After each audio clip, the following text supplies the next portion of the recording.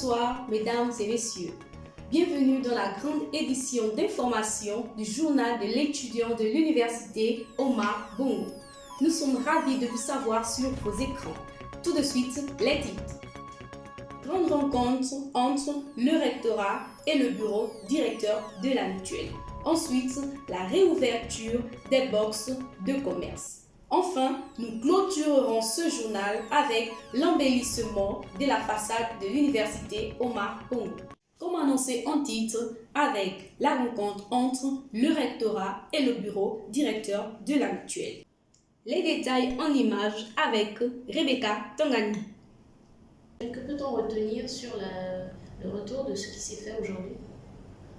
Bien, ce matin, nous avons eu une rencontre avec l'administration universitaire. Il était question de revenir sur un certain nombre de points. Premièrement, nous sommes revenus sur la journée de la restauration du cadre universitaire que nous avons organisée il y a 2 semaines. Donc, il était question avec les autorités de faire le point sur cette organisation. Et monsieur le recteur et son équipe ont tenu à féliciter et à remercier les étudiants pour leur mobilisation. On a également soulevé quelques préoccupations parce qu'on s'est rendu compte qu'il y a eu quand même quelques limites en dépit de l'engouement et de la mobilisation. Au lendemain de cette journée, on a vu que les poubelles abondent à nouveau parce qu'on n'a pas prévu à la suite de cela des bacs à ordures. Nous avons quand même soulevé cela, porté cela à la connaissance des autorités universitaires pour voir dans quelle mesure il faudra vite rectifier parce que l'objectif effectivement n'est pas seulement de nettoyer, l'objectif est de garder notre environnement sain. Voilà, nous avons nettoyé, c'est bien. Après, il faut qu'on se batte pour garder l'environnement sain. Donc, voir les poubelles abonder à nouveau comme ça après une telle journée, c'est pas vraiment à notre avantage. Il s'agissait du retour des autorités de l'université sur la journée du 23 mars 2024, dénommée Journée de restauration du cadre de vie universitaire. La question liée à la bibliothèque universitaire a été également évoquée au cours de cette réunion. On regarde. Et concernant la bibliothèque universitaire, il était essentiellement l'un des points sur lesquels monsieur le recteur et son équipe ont bien voulu revenir, c'est la question de la bibliothèque universitaire. Pour nous dire qu'il y a un certain nombre de choses qui sont en train d'être faites du côté de l'administration universitaire en ce qui concerne la bibliothèque, notamment pour ce qui est de l'équipement, donc du matériel, aussi une révision des heures et des jours d'ouverture. Ce sera communiqué, publié. Nous avons constaté dernièrement que la bibliothèque est devenue plus un lieu d'événement qu'un lieu de travail. Donc là aussi, monsieur le recteur nous a rassuré que désormais il y aura un seul jour dédié effectivement aux événements. Donc le reste des jours seront consacrés et bien évidemment au travail, donc aux recherches et aux autres des usagers. Donc à partir, je crois, de la semaine prochaine, il y aura une information à cet effet qui va nous indiquer les nouveaux jours, jusqu'à quand la bibliothèque universitaire va se faire. Peut-être les week-ends, on aura peut-être les samedis jusqu'au samedi la possibilité de voir la bibliothèque universitaire ouverte et aussi une révision des heures jusqu'à une certaine heure, peut-être 18h ou 19h. Parce que généralement, parfois même à 16h ou 15h, la bibliothèque elle est fermée. Donc, monsieur le recteur nous a rassurés à cet effet. Pour ce qui est du contenu, donc des ouvrages, il y a aussi un travail qui est en train d'être fait, aussi au niveau du numérique, parce que ils sont effectivement en train de voir dans quelle mesure implanter la bibliothèque numérique. Donc on nous a expliqué certains termes qui sont peut-être techniques, que je ne pourrais répéter, mais ce que nous pouvons retenir, c'est qu'il y a un travail qui est en train d'être fait dans ce sens-là, pour ce qui est de la bibliothèque numérique.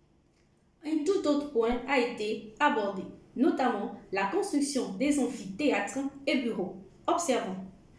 Une dotation spéciale de la part du chef de l'État pour la question des infrastructures, notamment des salles de classe et amphithéâtres.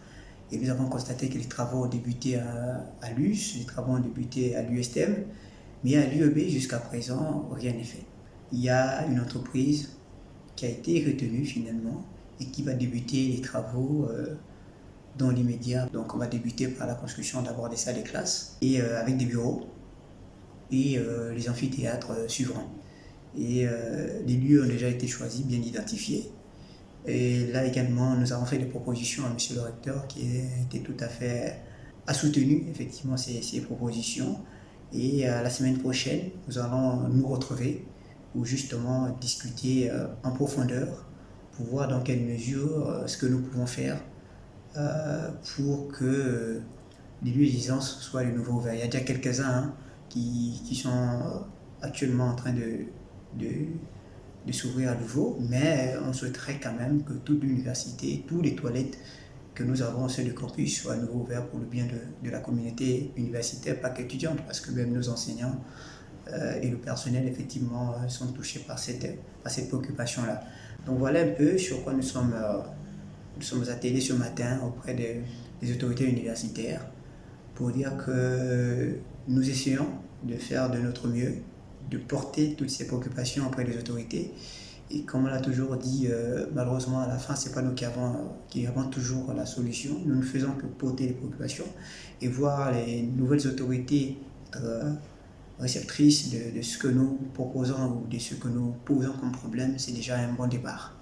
Et qu'enfin, à la suite des échanges comme celui-là, que lorsque nous sortons de là, qu'il y a une suite logique pour le bien de la communauté universitaire en général et de la communauté estudiantine en particulier.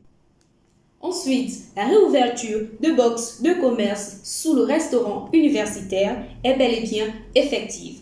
Ceci a été rendu possible par le CENU et la mutuelle de l'université Omar Bongo. Tout de suite en image avec Rebecca Tangani. Les boxes de commerce situées sous le restaurant et qui avaient suscité un bon nombre de mécontentements de la part des étudiants du fait de leur fermeture inattendue sont de nouveau disponibles. Après la journée de restauration du cadre de vie universitaire du 23 mars 2024, l'université Omar Bongo s'est engagée dans l'embellissement continuel de sa façade. Barrières et portails retrouvent un meilleur visage aux allures d'une toute nouvelle institution. Les détails en images avec Rebecca Tangani. L'université Omar Bongo a procédé depuis le début de cette semaine à un ravalement de façade. Comme nous pouvons le voir, le portail universitaire qui fait office d'entrée principale a été sublimé grâce à une toute nouvelle couche de peinture. Les faces externes de la clôture rayonnent elles aussi et donnent à notre université un visage beaucoup plus éclatant, au bon plaisir de tous. Et enfin, une nouvelle tant attendue par l'ensemble des acteurs internes de l'université. Des lieux d'aisance sont désormais mis à disposition pour la communauté universitaire. Derrière l'interro, on regarde avec Malandou Eva. Autre nouvelle, le manque criard et désolant des toilettes sont réclamés par la population estudiantine, mais aussi par le corps enseignant a enfin été entendu. Des lieux d'aisance ont vu le jour et sont désormais à la disposition des usagers au coût de 100 francs, une somme qui servira à l'entretien de ces locaux. Nous voilà arrivés au terme de cette édition d'information. C'était Ilili Déborah. À nous revoir très prochainement.